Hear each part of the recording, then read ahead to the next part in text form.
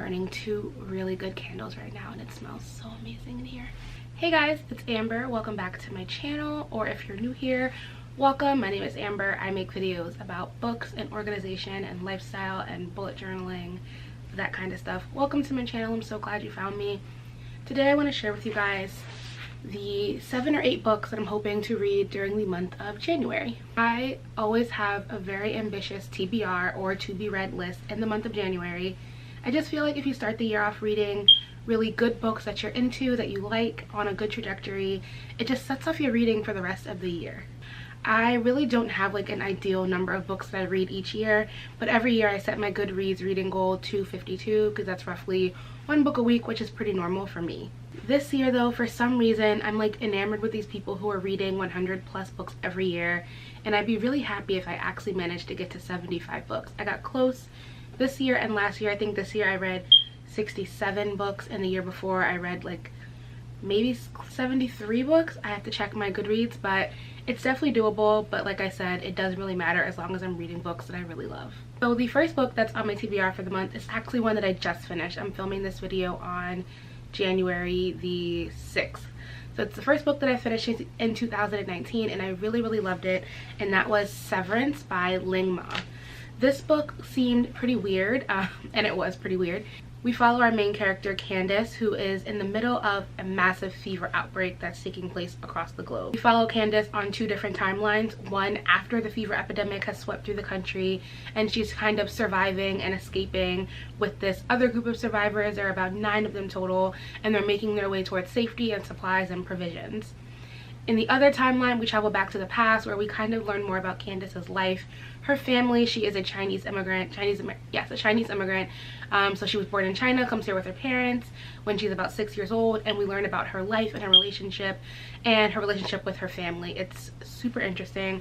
This book is incredibly well written. Like, the writing honestly is what sold me on it, and Candace as a character is incredibly interesting, and I loved getting to follow her and learning more about her.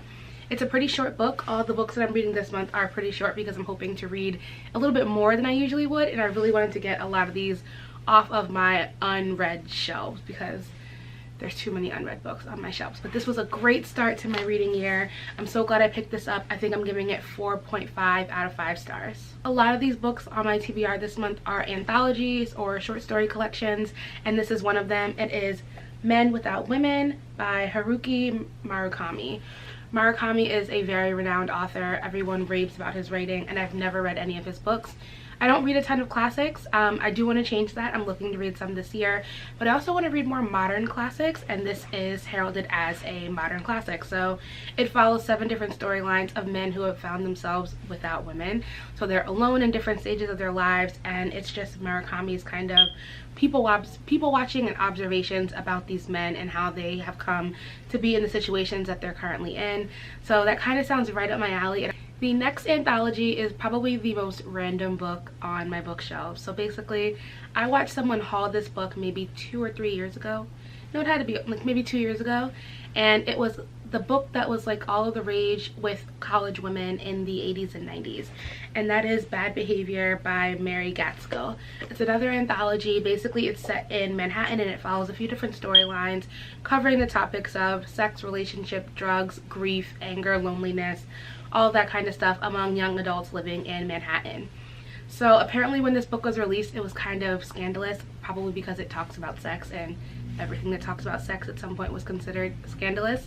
But it's, again, another short read. I'm really into anthologies at the moment. I want to read all of the unread anthologies that I have on my shelf. There are quite a few, but I mean, I just want to see what all the hype was about. It's interesting when you think about the generations before us, the books that kind of were like their scandalous, controversial books, and what those books will be for us. So I kind of want to see what all the fuss was about then, and I'm looking forward to getting into this month.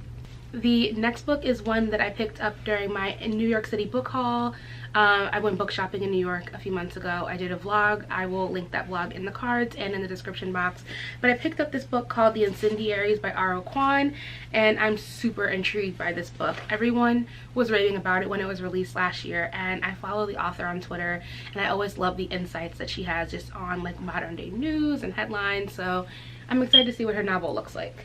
Sorry about the random beeping noise I'm sure you can hear. I don't know what it is. It goes off in my apartment like randomly every couple of months, and I have no idea what it is, but nothing I can do about that. So the Incendiaries follows two characters, Phoebe and Will, who meet during their first month at university. Will is transferring from Bible college, where he was kind of rebellious and didn't really fit that conservative mold, and Phoebe is coming from losing her mother, and she blames herself for her mother's death.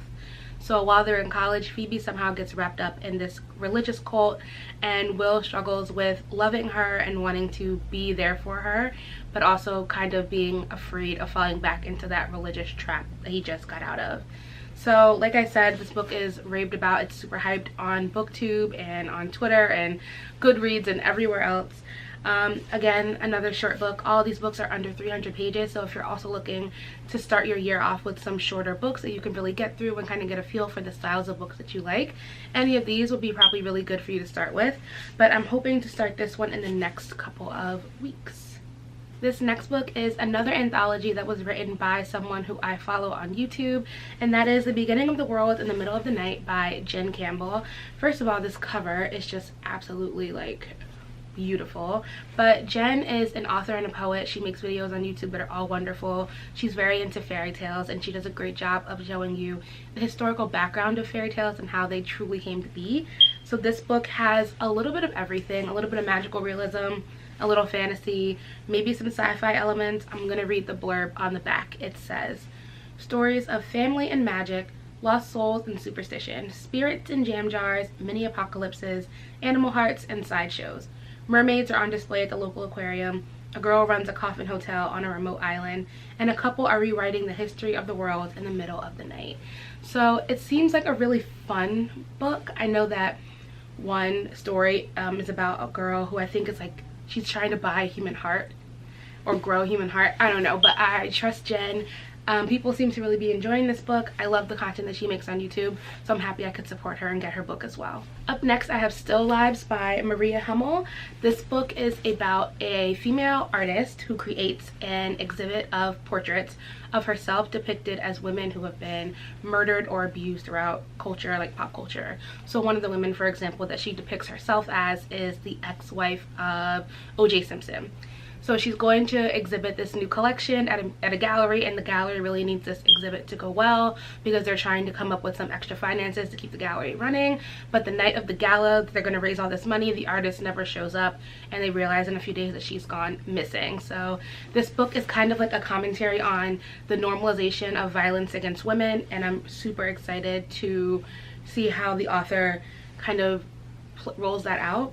I think especially now, you know, like that R. Kelly documentary just came out. I haven't seen it, but everyone is talking about the normalization of violence against women. So it will be interesting to see if, one, any attention to diversity is played in this book, and two, just how she handles that element of our culture. And the last book that I want to read in January is one that I actually don't have yet because it's releasing on Tuesday, so it should be here tomorrow or Tuesday. I've been waiting for this book for literally one whole year, and that is the fourth book in the Wayward Children series called In an Absent Dream. If you are a fan of fantasy, magical realism, beautiful writing, awesome characters, good books, you need to be reading this series. Without spoiling any of the other books, the Wayward Children series is about children who go to other worlds and then come back to our world and kind of have to deal with the culture shock of it all. So think kids who went to Narnia or Wonderland and now have to come back and deal with us and our normal, everyday, non-magic society. So there's a school for wayward children is what they're called, where they kind of learn how to be normalized, how to cope with being home, and deal with the longing that most of them have to go back to the world that they came from.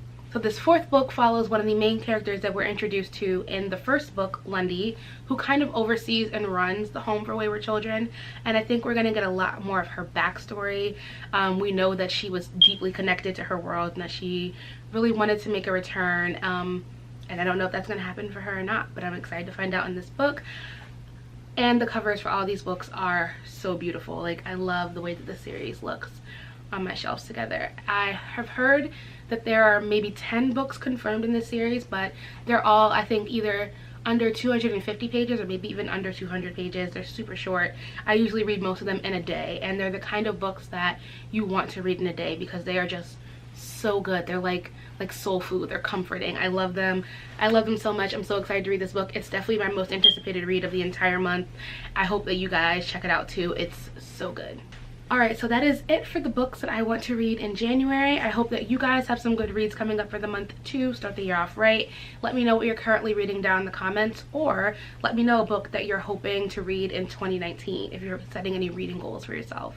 Be sure to thumbs up this video if you like it and want more like it. Comment, let me know what you thought about it, and subscribe to my channel. I post new videos every single week, and I will see you guys in the next one. Bye!